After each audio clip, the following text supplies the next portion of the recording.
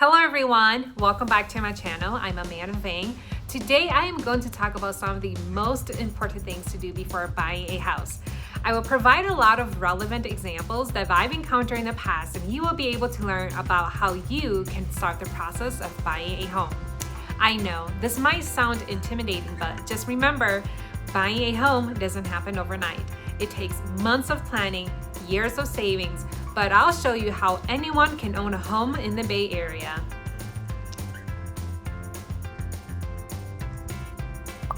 Number 1, talk to a loan officer to see how much you qualify for. This is one of the first steps in the home buying process. You need to establish a financial baseline for your loan qualification and then to determine a budget based on that. The loan officer will look at your assets, last 2 years' tax returns, and your credit score. I have had multiple occasions where I helped out a few buyers who thought they couldn't buy a home or didn't know how to resolve some current problem they had that is affecting their ability to buy a home. It is important to be open and discuss the situation so the agent and the lender know how to help you. Example number 1. I had a buyer whose credit score was about 650, and my lender created a plan to help improve her credit score to over 700. She accomplished that in a very short amount of time, about 3 months. She was able to purchase a home for her family. Example number 2, I had a buyer whose wife couldn't qualify due to her green card working visa situation. The first lender couldn't approve her, and we went to a different lender. Everything worked out and they bought a home over $1 million. Example number 3, I had a buyer where we started looking at homes in the $1.2 million range, and the couple couldn't find anything they wanted, and we ended up increasing the budget a couple of times and ended up with a beautiful home at $1.4 million in the exact location they want to be, with the house completely remodeled to move in. No hassle. This is why it is important to know what your max budget is and work your way backwards. You just never know what price you will eventually end up with. It is common for buyers to go up in price and rarely down in price. On a more serious note, if you have some debt you want to pay off or work on your credit score, this is now the time. Having a good credit score will help you qualify for a higher mortgage and a better interest rate. And it is part of an experienced lender's skill set to help guide you through this process. Number 2, get in touch with a real estate agent to learn about the market. Is it a seller's market? A buyer's market? What is the average price? How much over or under a home is selling for? Understand the competition. This will set the expectation. It is our job as an agent to go over the market so we can set you up for success. If it is a seller's market and there are multiple offers on a property, most likely the house will sell above list price. It will be important to know how much over list price it will sell for. I see this all the time.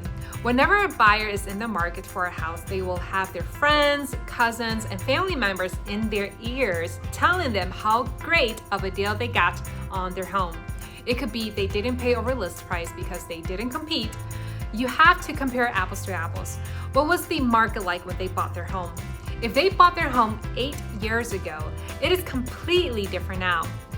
If they bought their house during a slower season, or a great example would be right after COVID started, they might have gotten a great deal. There are so many factors. Rule of thumb, listen to your agent. Your agent will guide you in the right direction. Number 3, list out your wants and needs and prioritize. You will not find a perfect home, and you will need to compromise on either the price, location, or the condition of the home. It might be difficult to make these decisions, but one of my most important jobs as a real estate agent is to help you understand what is most important to you and what truly matters most. Often, a buyer's perception and ideas on day 1 will differ widely from their more educated opinions and decisions on day 15 of the home buying process. And it is up to the real estate agent to guide them along this journey of self-understanding. This is a good exercise for the buyer and their partner. It is important to come to an agreement of what you are willing to sacrifice to stay within your budget. Your budget will determine the neighborhood and the condition of the home. If you prefer a remodeled home because you are busy and just don't have time to do the work or hire a manager contractor, then it is better not to look at houses that need a lot of work. This will save some time. You want to use your time efficiently when it comes to house hunting because, based on my experience, the home buying process for a buyer can be overwhelming, frustrating, and discouraging if the buyer is not getting or seeing what they are looking for. You want to be laser focused. Number 4, start visiting homes so you can understand what you can get in your budget. Your needs and wants may change during the process. I had a buyer who was looking for a master bedroom towards the back of the house, but we found that there weren't many homes built that way, or the homes that did have a master's bedroom towards the back always had too much competition. The buyer decided not to make that as a priority. We focused on other very important traits and found a beautiful home for them before long. I had another buyer who loves cooking, so having a big enough kitchen for her to enjoy her cooking was important.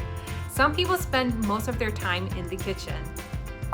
Number 5, do not put in your 30-day notice to your landlord until all contingencies have been removed and you are ready to close. When you place an offer on a house, that is really just the first step of the last leg of the home buying process. It can be anywhere from 21 to 45 days before the contracts have been fulfilled, payment has been made, and the keys, title, and home ownership can be transferred from seller to buyer. At any step in this process, the seller or buyer can decide not to proceed, so it is important to stay very attentive and aware during this time period. Often, the real estate agent will be conducting serious negotiations during this time to resolve disclosures and contingencies and to ensure that their respective clients are getting the most value from this transaction. Be patient and wait for guidance from your agent before canceling your current living arrangements. This is a quick overview of things to do before buying a house. Watch Buying a House in the Bay Area to get a tutorial on the full home buying process. Also, click here to learn about what not to do before buying a house. These are important videos and will help guide you in the right direction. Thank you for watching. I'm Amanda Vang. I hope you found this video helpful. Make sure to like and subscribe to my channel. I will see you next week. Bye-bye.